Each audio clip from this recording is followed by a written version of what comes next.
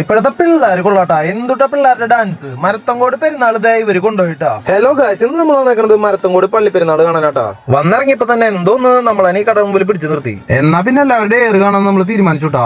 എല്ലാവരും അങ്ങനെ ഇങ്ങനെയൊക്കെ എറിഞ്ഞു നോക്കിയെങ്കിലും ആരുടെ ഒന്നിലും വീണില്ല. കപ്പലണ്ടി വാങ്ങാൻ ആരും ബുദ്ധിമുട്ടില്ല, കാരണം കപ്പലണ്ടി കടയിൽ വരെ സ്കാനർ വന്നു. അങ്ങനെ ഏതെങ്കിലും ഒരു ഐറ്റത്തിൽ നമ്മൾ പങ്കെടുക്കാന്ന് വിചാരിച്ചിട്ട് ഈ ഐറ്റത്തിലാണ് നമ്മൾ ചെന്ന് ചാടിയത്. 30 രൂപയാണ് കേട്ടോ ഇതിന് പങ്കെടുക്കാൻ വേണ്ടിയിട്ട്.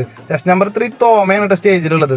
ഒരു ബോംബ്, 2 ബോംബ്, 3 ബോംബ്, ക്യാഷ് പോയി മക്കളെ. പിന്നെ നമ്മൾ കണ്ടത് അവതാരണയാണ് കേട്ടോ. നല്ല രസമുണ്ടായിരുന്നു ഇത് കാണാൻ. അങ്ങനെ നമ്മൾ 2 മിനിറ്റ് നിന്നിട്ട് ഈ ബാൻഡ് സെറ്റ് ഒന്ന് ആസ്വദിച്ചുട്ടാ. അങ്ങനെ ബാൻഡ് സെറ്റും കണ്ട് ഒരു സൈഡ് കൂടെ നമ്മൾ നടക്കുമ്പോഴാണ് ഈ കാര്യം ശ്രദ്ധിച്ചത്. ഇവിടെയുള്ള പന്തലുകളും അതുപോലെ 2 സൈഡിലെ കടകളുമാണ് ഈ പെരുന്നാൾക്ക് ഒരു പ്രത്യേക ഭംഗി കൊടുക്കുന്നത് കേട്ടോ. അങ്ങനെ നമ്മൾ അടുത്ത പന്തലിന്റെ മുമ്പിൽ എത്തിയിട്ടാ. എന്താ രസമല്ലേ കാണാൻ. അങ്ങനെ നമ്മുടെ അടുത്ത പെരുന്നാൾ വൈബുള്ള സ്പോട്ടിൽ എത്തിയിട്ടാ. എനിക്കിവിടെ ഇഷ്ടമായത് ഈ ചേട്ടന്റെ ഡാൻസ് ആണ് കേട്ടോ.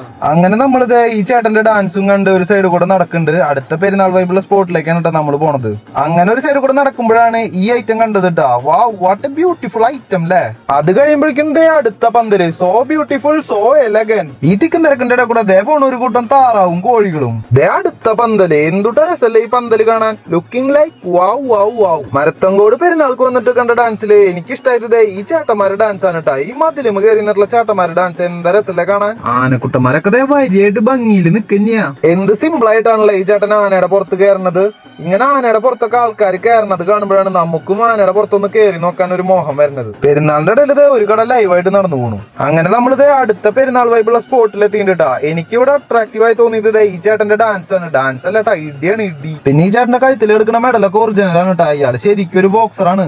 ഈ വലിയ കൊടകാരൻ എന്താ ഇവിടെ ആൾക്കാർക്കൊന്നും നടക്കാൻ പറ്റാത്ത അവസ്ഥയാണ് കേട്ടോ. അങ്ങനെ ഞാനും തോമിയും കൂടി ഇത്ര നേരം നടന്ന ക്ഷീണം അങ്ങോട്ട് മാറ്റി. അങ്ങനെ ഇത്രയും ദൂരം നടന്നിട്ട് നമ്മൾ മരത്തങ്കോട് പള്ളി എത്തിയിട്ടാ. ലൈറ്റ് വർക്കൊക്കെ സൂപ്പർ. അങ്ങനെ നമ്മൾ കപ്പലണ്ടി നിന്ന് മരത്തങ്കോട് പള്ളിയുടെ ഉള്ളിൽ കയറാന്ന് തീരുമാനിച്ചു. ഇതാണ് മരത്തങ്കോട് പള്ളിയുടെ ഉള്ളിലെ കാഴ്ചട്ടാ. പുറത്തെ കാഴ്ച പോലെ തന്നെ ഉള്ളിലും നല്ല രസമായിട്ടുണ്ട്. അങ്ങനെ പള്ളി മൊത്തത്തിൽ ചുറ്റി കാണുമ്പോഴാണ് ഈ ലൈറ്റ് നമ്മൾ ശ്രദ്ധിച്ചതിട്ടാ. ഈ ലൈറ്റ് എവിടുന്നൊന്ന് പോയി നോക്കിട്ട് തന്നെ ബാക്കി കാര്യം. ഏതെങ്കിലും കമ്മിറ്റിയുടെ പരിപാടിയെ ഒന്നിച്ചിട്ട് പോയി നോക്കിയാൽ നമ്മൾ പ്ലിങ് ആയിട്ടാ. ഇതൊരു വീടിന്റെ ഡെക്കറേഷൻ ആണ്. എന്തുട്ടാ രസല്ലേ ഈ വീട് കാണാൻ. അങ്ങനെ നമ്മള് വീട്ടിലേക്ക് തിരിച്ചു പോകട്ടാ. തിരക്കതേ കൂടിക്കൊണ്ടിരിക്കുന്നയാ. മരത്തങ്കോട് പെരുന്നാൾക്ക് ചെണ്ടമേളം ഒന്നും കണ്ടില്ലല്ലോ എന്ന് വിചാരിച്ച് നിൽക്കുമ്പോഴാണ് ദേ കാണുന്നു ചെണ്ടമേളം.